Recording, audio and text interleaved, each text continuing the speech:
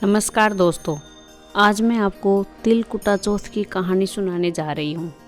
एक समय की बात है, किसी नगर में एक देवरानी और जेठानी रहती थी।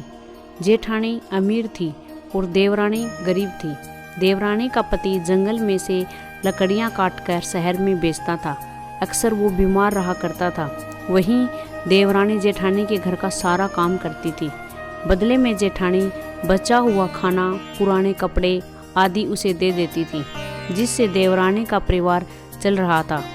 माघ के महीने में देवरानी ने तिल चौथ का व्रत किया। 5 रुपए के तिल व गुड़ लाकर तिलकुटा बनाया।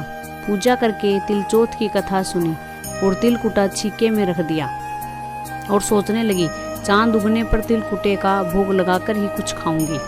कथा सुनकर वो अपने जेठानी के घर चली गई। खाना बनाकर उसने जेठानी के बच्चों से कहा, खाना खा लो। तो बच्चे बोले, जब माँ खाएगी हम भी तभी खाएंगे। फिर उसने अपने जेठ से खाना खाने को कहा तो वह भी बोले, मैं अकेला नहीं खाऊंगा, सबके साथ ही खाऊंगा।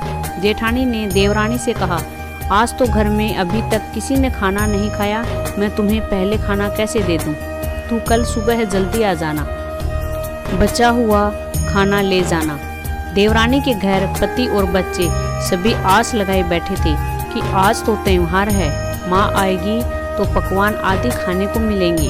परंतु जब बच्चों को पता चला कि आज तो सूखी रोटी भी नहीं मिलेगी तो बच्चे रोने लगे। उसके पति को बहुत गुस्सा आया।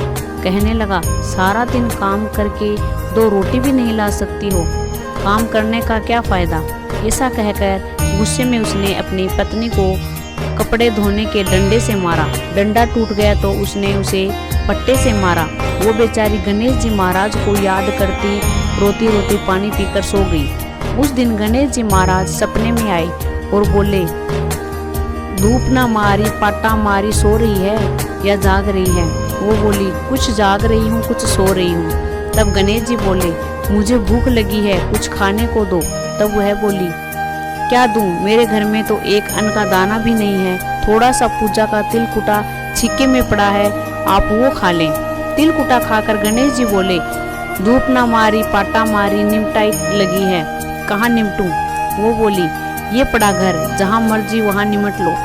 फिर गणेश जी बोले, अब कहाँ पहुँचूं? वह गुस्से में बोली, कब से तंग कर रहे हो, मेरे सर पर पहुँच लो। और कहाँ पहुँचोगे? सुबह जब उसकी नींद खुली तो वो हैरान रह गई। उसका पूरा घर हीरे मोतियों से जगमगा रहा था। उसके माथे पर हीरे मोती जगमगा रहे थे। उस दिन वो जेठानी के घर काम करने नहीं गई।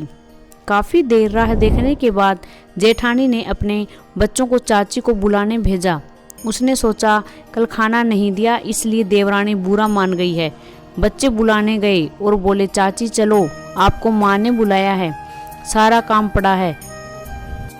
तब देवरानी बोली, बेटा बहुत दिन तुम्हारी माँ के काम कर लिया, अब तुम अपनी माँ को मेरे यहाँ काम करने भेज दो। बच्चों ने घर जाकर अपनी माँ को सारी बात बताई कि चाची का घर हीरे मोतियों से जगमगा रहा है।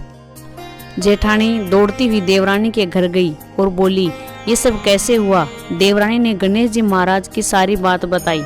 घर लौटकर जेठानी अपने पति से बोली, आप मुझे धोबने और पट्टे से मारो। उसका पति बोला, अरे मैंने तो तुम्हें आज तक नहीं मारा, अब मैं तुम्हें कैसे मार सकता हूँ? लेकिन वो नहीं मानी और जिद करने लगी। मजबूरन उसके पति ने उसको खूब मारा। जेठानी ने खूब सारा घी डालकर चूरमा बनाया और छिक्के में रखकर सो गई। रात को चौथ विनायक जी सपने में आए और बोले, भूख लगी है, क्या खाऊं? जेठानी बोली, गणेश जी महाराज, देवरानी के यहाँ आपने सूखा तिलकुटा खाया था, मैंने तो मेवे और देसी घी डालकर चूरमा बनाया है, छिक्के में रखा है, खा लीजिए। अब गणेश जी बोले, कहाँ निपटू? जेठानी बोली, उसके यहाँ तो टूटी फूटी झोपड़ी थी, मेरे यहाँ तो महल है, जहाँ चाहे निमट लो। अब गणेश जी पूछते हैं, अब इसे कहाँ पहुँचूं? जेठानी बोली, उसका तो गंदा सा माथा था, मैंने तो चमेली का तेल लगाया है, मेरे माथे पर पहुँचिए। धन की लोभी जेठानी सुबह जल्दी यह सोचकर उठी कि उसका घर हीरे मोतियों से जगमगा रहा होगा, लेकिन देखा तो पूरे घर में गंदगी फैली थी, तेज बदबू आ रही थी, उसके सिर पर भी गंदगी लगी थी। वो बोली, हे गणेश जी महाराज, आपने ये क्या किया? मुझसे रूठे और देवरानी पर टूटे।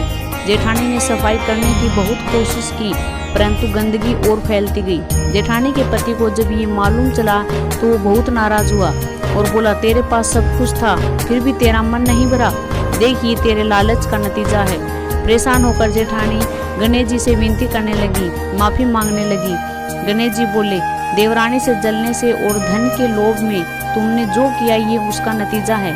इस प्रकार जेठानी को सबक सिखाते हुए गणेश जी महाराज ने अपनी माया समेट ली। हे गणेश जी महाराज, जैसी देवरानी पर कृपा करी वैसी सब पर करना। कहानी सुनने, हुंकार भरने सभी पर अपनी कृपा बनाए रखना। आपको ये वीडियो पसंद आया हो तो लाइक, शेयर और कमेंट जरूर कीजिए। साथ ही साथ मेरे चैनल को सब्सक्राइब करना ना भूलें। धन्यवाद।